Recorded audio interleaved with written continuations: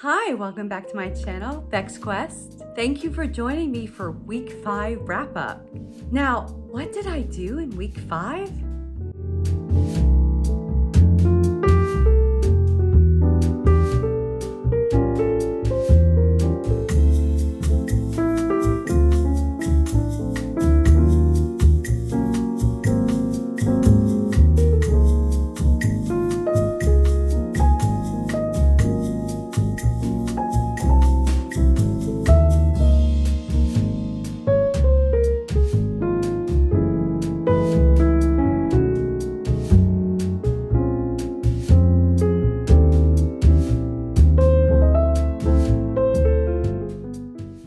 Well, we went on vacation. That's right, we visited the lovely city of Ohrid in Ohrid, North Macedonia, and just took in all the nature and delicious food and drinks, and just being with friends and showing them around the beautiful old town of Ohrid. Now, Ohrid is an old medieval town, and it still has a lot of the buildings, and the old town is protected by UNESCO World Heritage, and it overlooks this beautiful prehistoric lake. Now they're saying that the lake is somewhere between 2 and 5 million years. So that's a pretty old lake, and apparently it's very large. It's either the first or the second largest lake in Europe, one of the oldest, and apparently very deep. I know that they've said that there is a city, a sunken city. I've never seen it. I've never gone snorkeling or scuba diving to go see it, but that would be a cool thing if that's allowed in the lake. And then I do know that there is an old settlement that they discovered in the water called the Bay of Bones. It's about 45 minutes outside of Ohrid, where you can go visit. They actually rebuilt from the ruins that they found this old, like somewhere between 500 and 1200 BC, and it's really cool to visit. So that's also in that area. So there's a lot of cool things to see. But in Ohrid itself, of course, we went for walks. We walked along the lake shore and walked up to the historic Canio Church. We then did walks to the fun, cute little lakeside restaurant / club called Cuba Libre, and had a lovely day lounging by the water, drinking really delicious cocktails and enjoying charcuterie. We visited a lot of places in the old town. It was just really about just being with friends and enjoying nature. I will share, of course, pictures of the B-roll that I collected while I was there, because we don't want you being left out of everything that we saw while we were there and enjoying. And the weather was absolutely perfect. It was sunny, but it wasn't too hot, and there was a breeze. Of course, it's a mountain lake, so we're in perfect conditions for summer where the weather is concerned. But we took the walk through the old town. I have some night shots. I don't know how good they are. I'll put them in if the night shots are visually appealing. If not, I'll just leave them out and continue on. But I did some night shots of walking through the old town, where you could really see the historic architecture and the old reading of the ceilings and the substantiality of the old rock stone built houses there. And what's cool about Ohrid is they have these lamps that are 3-tiered, and the bottom tier is the smallest. And then the second tier is larger, and the top tier is the largest.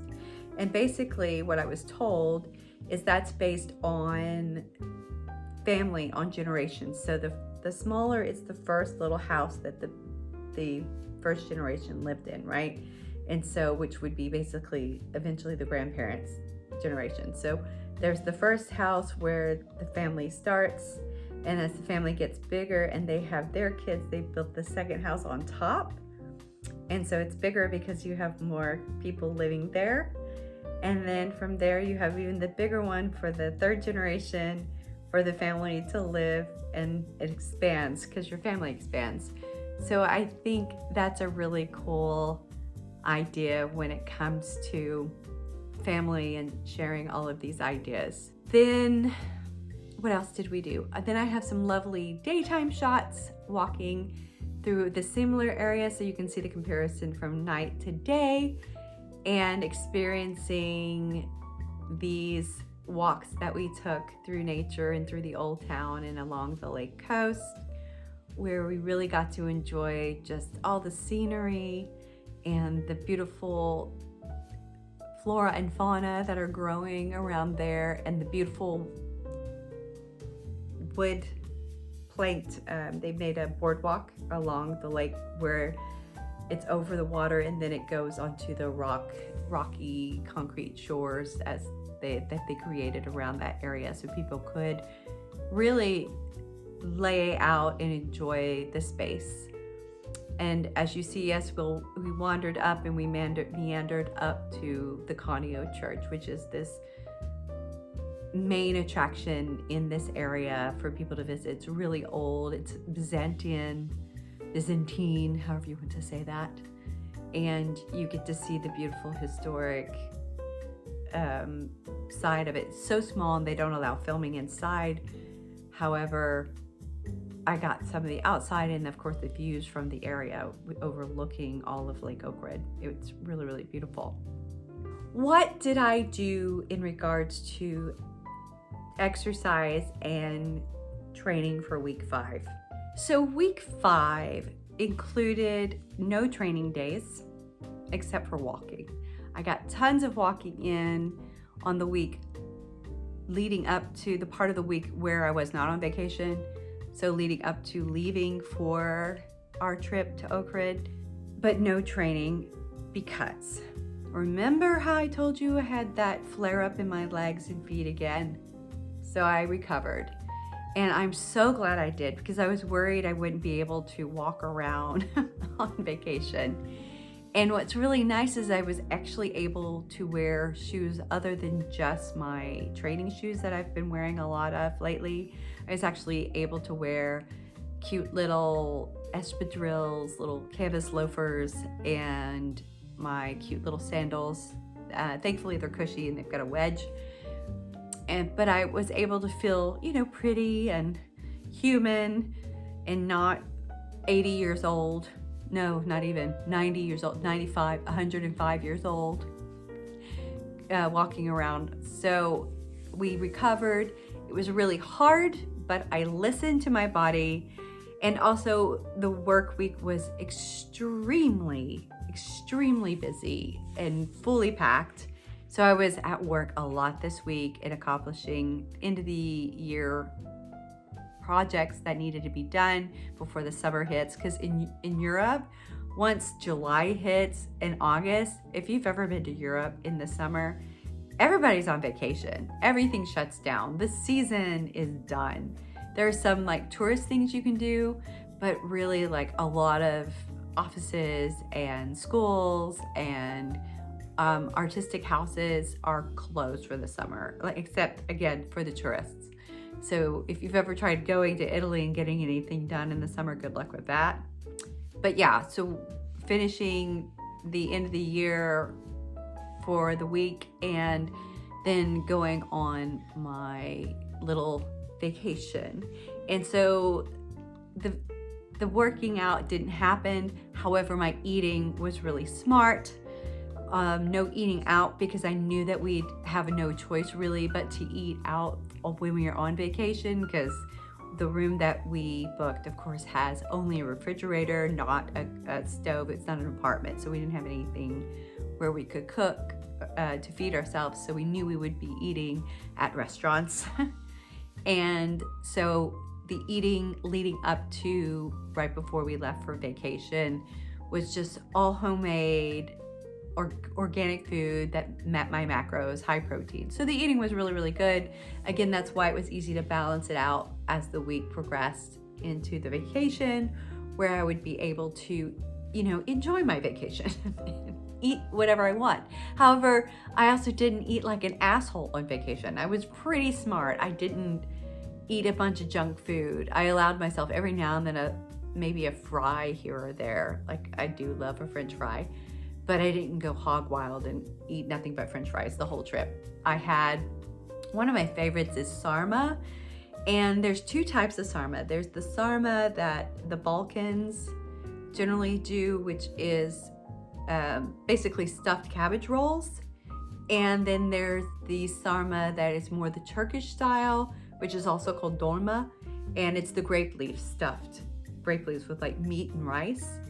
And my favorite, I do like a good grape leaf, don't get me wrong, but my favorite is the cabbage rolls. But however, with the seasonal change, apparently, where we were, the restaurant, one of my favorites, the restaurant does the cabbage in the fall, winter, up and through spring, and then as you get to summer, they move to the stuffed grape leaves, and you can have it baked or you can have it cold.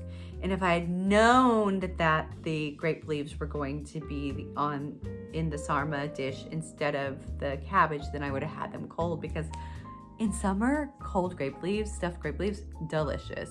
But it was still delicious regardless. That's not a word. Sorry, Aunt Carolyn. I know I shouldn't torture you. Regardless, the dish was really still very delicious with the grape leaves as opposed to the cabbage. Another meal I had on vacation was a bit of moussaka, doesn't matter. But I shared it with friends. So what we did is we ordered family style, and we ordered some moussaka, a bit of grilled pork. It was like a pork rib that was oven baked. So it wasn't grilled, it was oven baked. We did the grilled the other day. And what else did we have that night? We shared like 3 things, and they thought, should we have 2 moussakas? And I'm like, absolutely not. There's no way. Oh, it was petskavica, which had goat cheese in it. And that was really, really good. I mean, we were there for some time, so we had a lot of different things.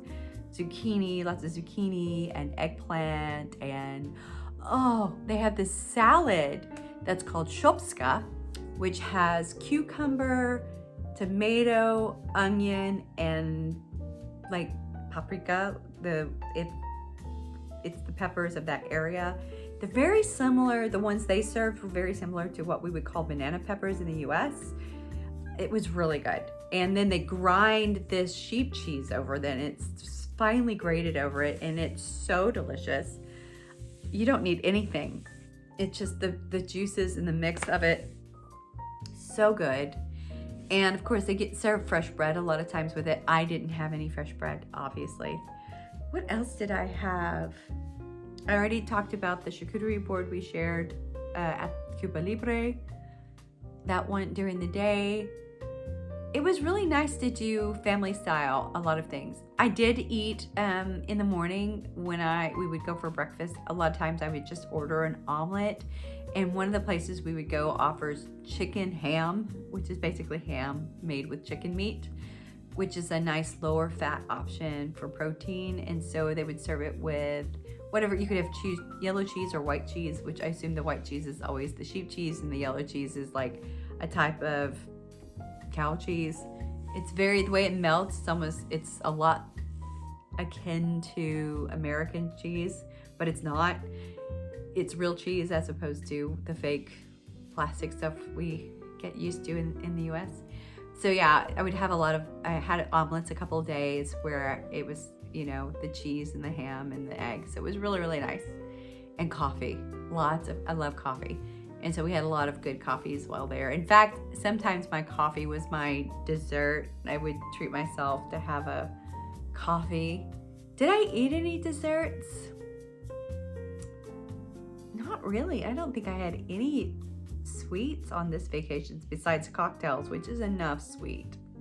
I had these lovely cocktails in Ohrid called the summer in Ohrid, and what it was a raspberry puree with gin and I want to say, and coconut. It was gin, coconut, and raspberry puree, which I would never put together, but it was really quite delicious. I really enjoyed that. And of course, when I was at Cuba Libre, I had to have a Cuba Libre, but I had to make it with Coke Zero. So I try to keep the sugar down as much as possible. I don't know why, but I did, and it tasted great. Surprisingly, they make a good Cuba Libre at Cuba Libre. Go figure, right? I can't really think of anything else. It was just such a whirlwind of things to do and being with friends and eating and drinking. I really like eating family style, where we just order a bunch of things for the table and we all share. The only thing I wouldn't be able to share is fish, because I personally have an allergy to fish. I know, terrible. I'm allergic to, for sure, I know that I can't have tuna or salmon or any of the shellfish family, so I just generally stay away from fish as a rule. There are a few things I know I can have, but as a rule, I generally stay away from fish, because why tempt fate? Because I don't know, I haven't had all the fish in the world, and I don't know what I'm allergic to. I still need to go get an allergy test. But when they do an allergy test, do they test all the different fishes, or do they just test certain, like, is there a generic fish thing? That's a good question. That's something I need to find out, because I have no idea what is included with the whole fish allergy testing thing, and I'm a little scared because, well, they know what they're doing, right? So yeah, that was basically week 5. This is kind of a short video in comparison, because I don't have training to talk about really. I can just talk about, you know, how much fun I had traveling and enjoying my little vacation and enjoying being with my friends and seeing things and doing things and just indulging in eating and drinking and life. But that's also part of our quest, right? I think that we should all take our time to really enjoy being with the people that we love and enjoy the things around us in nature. And one of the things I do love about living in Europe is that there's so many places I can go that are not very far away. I think the trip was an hour and a half at most. It's really an hour 10 to Ohrid from Vienna, Austria, direct flight. And the flights are not expensive from here. So it's a nice, affordable trip as well. We are not made of money. And yeah, it's just charming. And I think it's probably the next Lake Como, hopefully not over touristed like Lake Como though, right? So yeah, apparently mid-July to mid-August is not a good time for Ohrid, because, or it depends on what you like, but because they have a bunch of music festivals going on during that time, there is a lot of tourism happening in that city. So if that is your thing, go for it. Me, I like to avoid crowds, and I don't want to listen to loud music going into all hours of the night, and you can hear it. It's pretty loud, because Ohrid is not a big city. And I know that we were there one time where there was some loud music. Thankfully, it didn't go into all hours of the night, but we could hear it, and we were way up in the old town at these apartments, and we could still hear the music from the city center. So yeah, unless that's your thing, I say maybe don't go mid-July to mid-August in Ohrid if you want to avoid crowds and loud music. But hey, if you are a party person and you want to enjoy that, go for it. I hear it's quite the party. It's just not my thing personally. I have visited other cities in North Macedonia. We actually did go to, last year we went to their white party, their white night party, because it's like everybody wears white in the night and they have music festival, and it's really cute and it's really fun. But again, it's loud music till all hours of the night. So if you're not someone that's going to stay up and party and listen to music and enjoy the bands and stuff, then don't go do that. But it was really fun. I really had fun in Bitola doing that, and we stayed at these really cute kitschy accommodations. We selected them on purpose because they were over the top fun, and we had a great time, and it was centrally located, but the other problem was it was centrally located, so it was loud. So that's a bit much, and I think it's just me. I've never been a loud concert music person. It hurts my ears. I went to like some outside concerts when I was younger, and it hurt my ears so bad that I just don't like crowds.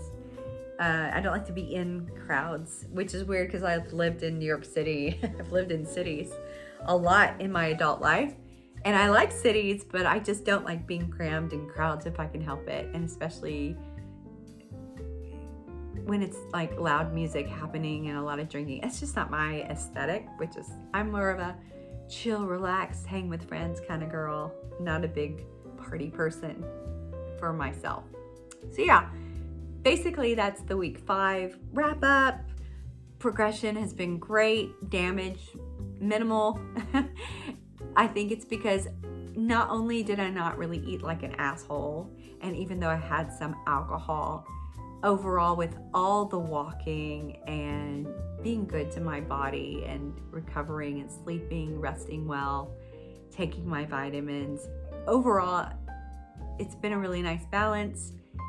And the scale didn't go up, which is really nice. I was a little worried with flying and the alcohol and everything. I'd have some inflammation and some weight gain, but it's held steady. Now, have I lost any more? No. Have I gained? No. And it's a balancing act, isn't it? And so I know with week 6, I will definitely be hitting some weight training this week, pulling back on the eating, not overindulging. I know we have a few days planned with some friends where we are going to have some alcoholic beverages. I think it's just one day this week that's planned, and we did some nice grocery shopping, so I have some food prep ideas that I'm going to go into, like preparing like things for like a taco night coming up, and then we'll eat on that meat for the rest of the week kind of thing, and make taco salads and quesadillas and tacos out of it based on our mood. And also week 6, I'm definitely planning on trying to start incorporating HIIT training into my diet, because now I need to get serious about the cut part. Now that my feet and legs, now that I know I can wear normal shoes and walk around for hours and hours and not be crippled after, there's no excuse not to incorporate HIIT training into my program. So we're definitely going to implement that into week 6. And we're going to do some weight training, and we're going to start amping it up. So week 6 should be an interesting week with getting back into our macros, counting and watching what we're eating, and really being able to track. It's really hard to track on vacation. I tried, but it's guesstimating once you're putting it into your MyFitnessPal app or whatever app you use. You're guessing, you're like, okay, I had about this many cocktails, and so generically you pick, okay, it's about this much ounces of whatever, and I ate this much meat, but it's mixed, and it's sarma. It can be anything. So it's really hard to track when you're eating food that you don't prepare. So the goal this week is not to eat out as much, and if at all, and to cook at home and weigh everything and really track and measure and see where we're at, and get back into the groove for week 6 and get our weight training in, and implement HIIT training, high intensity interval training this week, and just see what our body can do now that we're feeling stronger, now that we're feeling better, more invigorated. Yeah, so I think that we have a lot of things, really good things on the docket for week 6 coming up. We really enjoyed our week 5, a nice vacation, relaxation week, when we weren't working. And yeah, overall it was a really, really nice time, and no regrets, as we would say. And yeah, so thanks for joining me for the week 5 wrap up, and thanks for sticking with me and watching my videos. If anyone's out there watching, I don't know, maybe you're bored with me and have no interest. Whatever, it's fine. I'm doing this for me anyway, and if you want to join me, you can. But we're doing this, we're being consistent, we're tracking our progress, we're documenting everything, and maybe someday I'm going to look back and be like, wow, we've come a long way. Or maybe the opposite, I don't know. But I really think that the progression is going to be a positive one, and I think I'll be able to look back and really see the progress and understand where I started and where I got to and how I got there. I think that's really important. So thanks for joining me on Beck's Quest.